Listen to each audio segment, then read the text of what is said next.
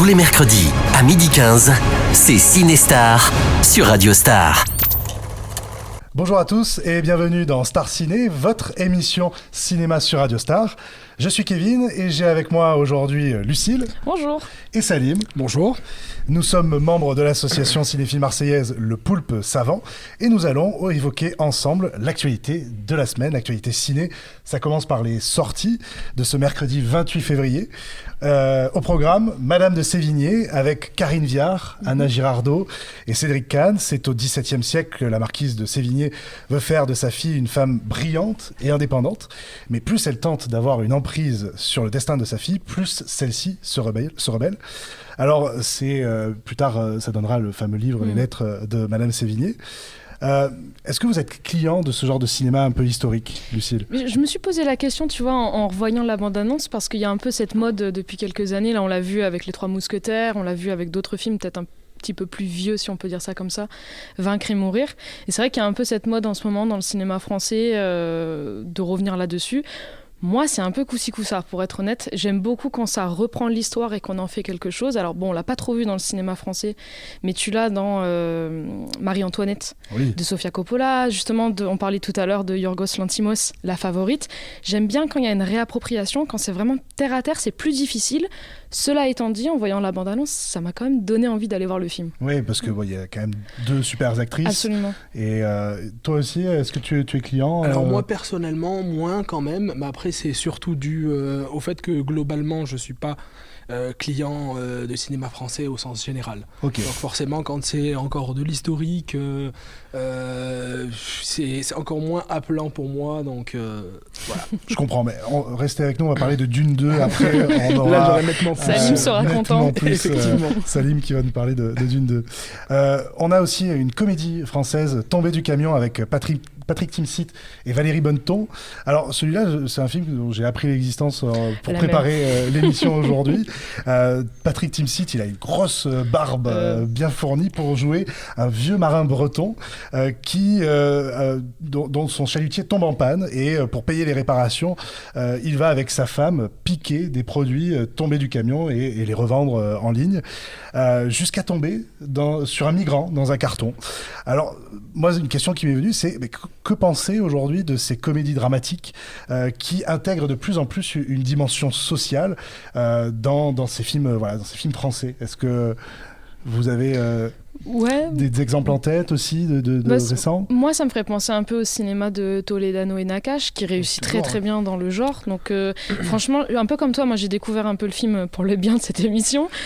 Et j'ai été surprise. Enfin, tu vois, quand j'ai vu Timsit, etc., je vais pas mentir, je m'attendais un peu à un autre style de comédie. Oui, et quand j'ai vu leur ouais. bande-annonce, je me suis dit, ah tiens, ça m'intrigue, ça a l'air plutôt intéressant. Et moi, j'aime bien les comédies qui intègrent des sujets sociaux, qui sont franchement en plus vraiment d'actualité. Donc, ouais, carrément. On parle de Hors Normes ou Une année difficile. Absolument. Pour Nakache et Toledano, qui ont été des succès publics assez importants. Après, comme je disais, moi n'étant pas client de ce style de cinéma, j'ai tendance à y voir un peu la déclinaison d'une certaine formule en fait qui revient, où on va prendre par exemple un acteur bien connu du public, typiquement un visage comme Patrick Timsit, et on va le mettre en plein milieu, comme tu disais justement, d'une comédie avec une teinture un peu sociale, un propos un peu social. Ça va être soit sur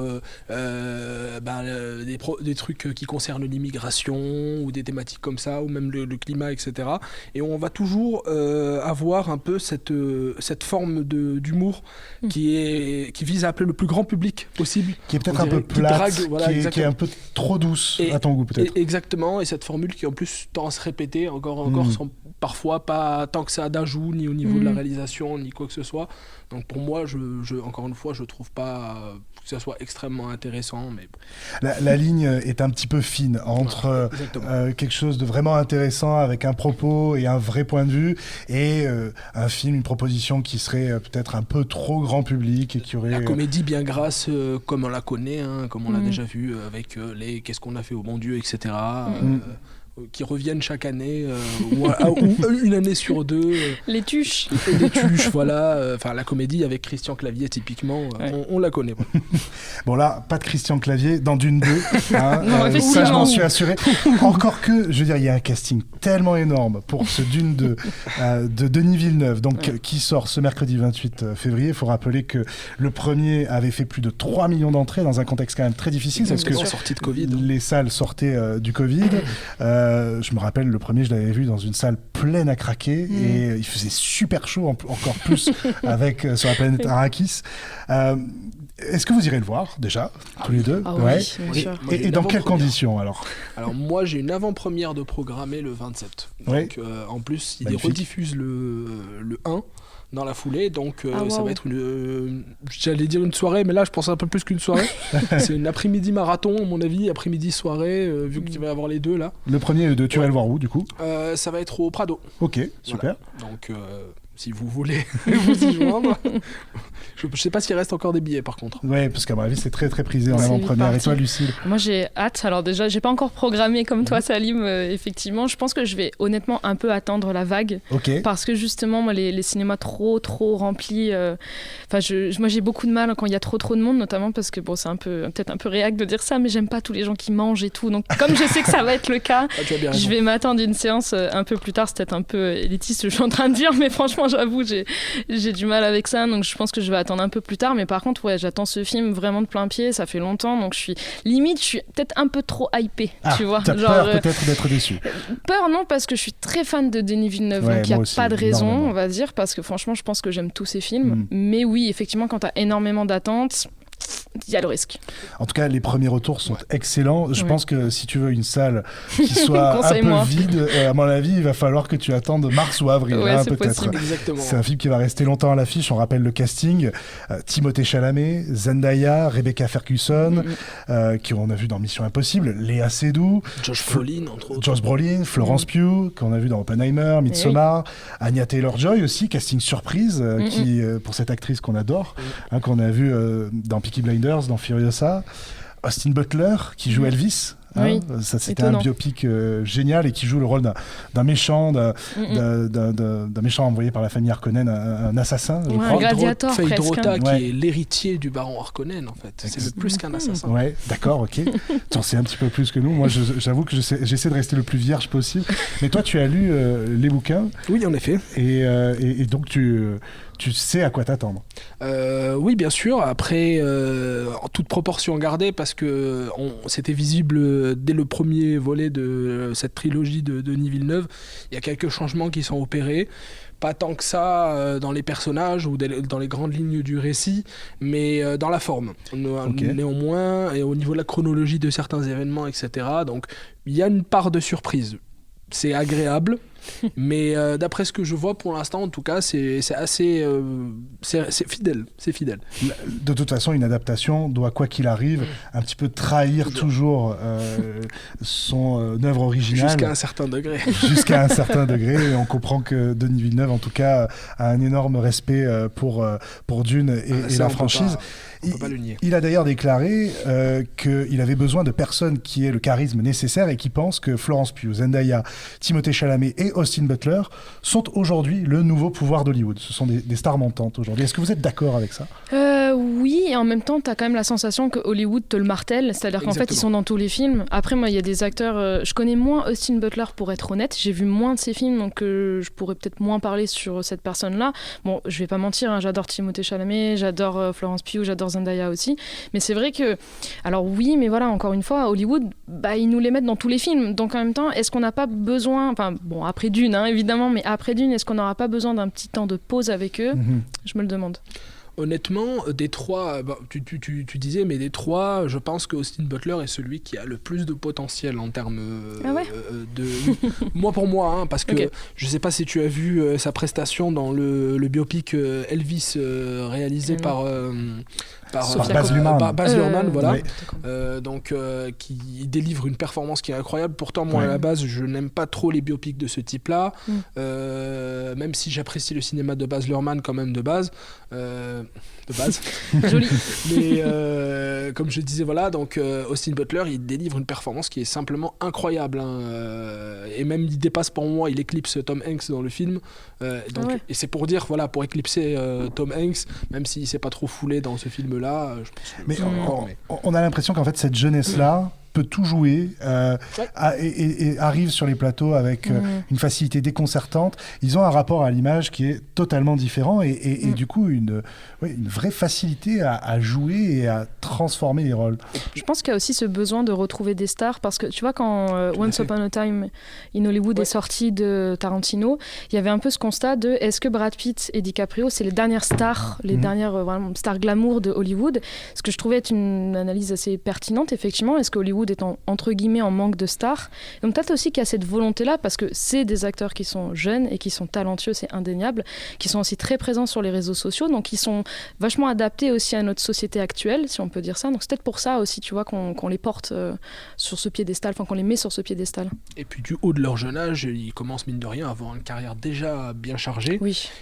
Quand on voit Timothée Chalamet, voilà, moi j'entends souvent c'est le nouveau DiCaprio, etc. Parce que il arrive il arrive à 25 ans, je pense bientôt, et il n'y est pas encore, mais il a déjà pas mal de grosses productions de coopération avec des grands réalisateurs à son actif, presque plus que justement DiCaprio au même âge. Tu forces. Presque. Non, on n'y est pas encore, mais oui, alors il a au pas même encore âge, son Titanic. Mais en tout cas, ça se profile. Oui. On peut espérer que d'ici 10 ans, ils aient une carrière vraiment très très bien étoffée.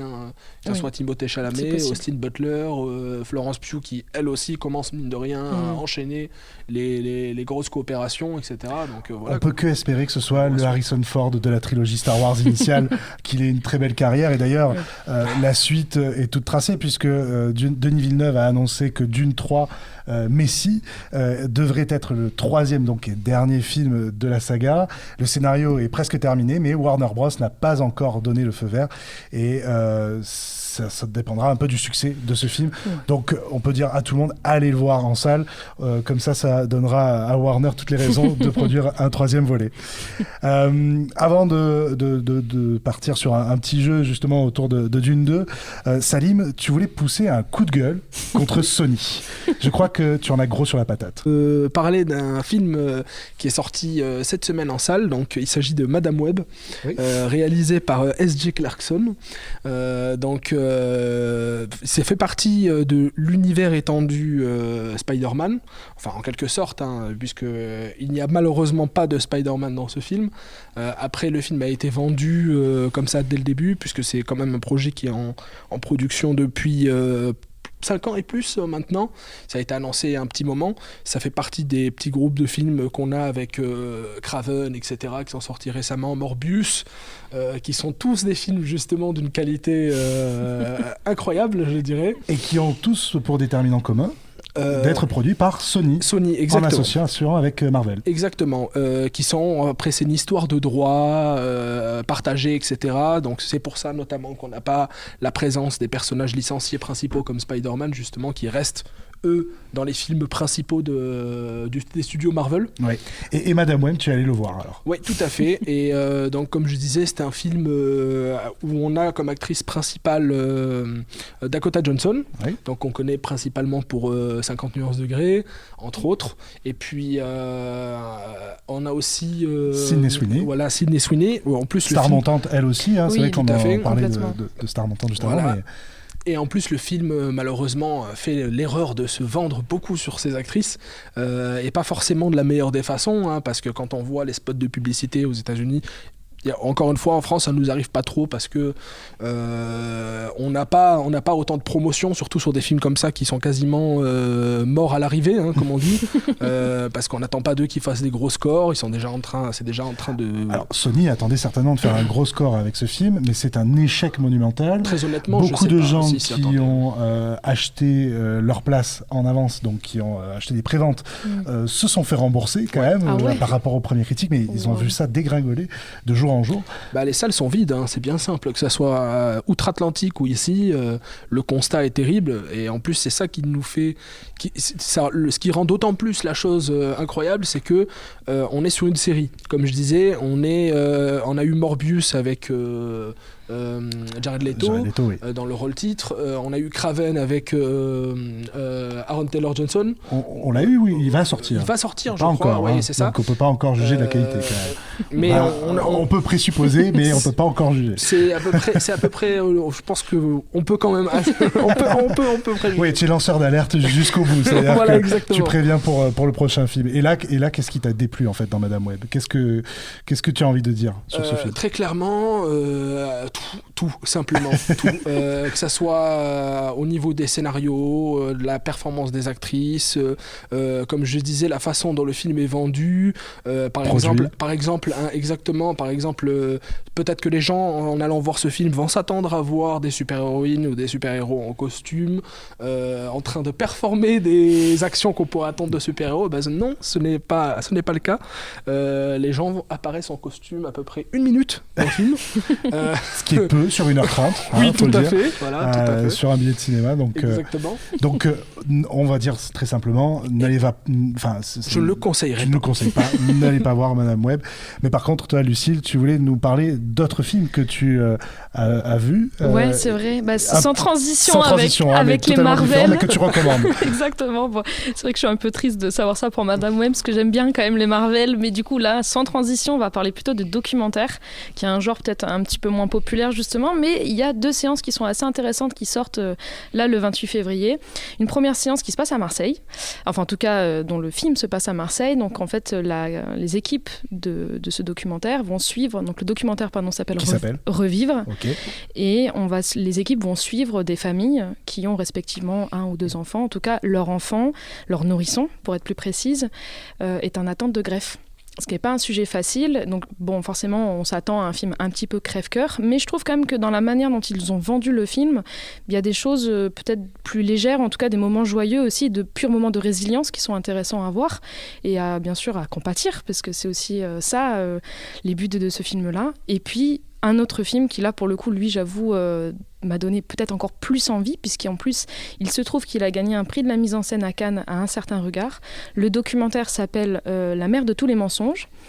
Et donc alors c'est un film qui paraît un petit peu méta, mais c'est-à-dire qui a une réflexion un petit peu sur ce qu'il est en train de faire, puisqu'on est au sein d'une famille, en fait dans un sous-sol, et cette famille vont construire une sorte de reproduction de leur quartier en marionnette.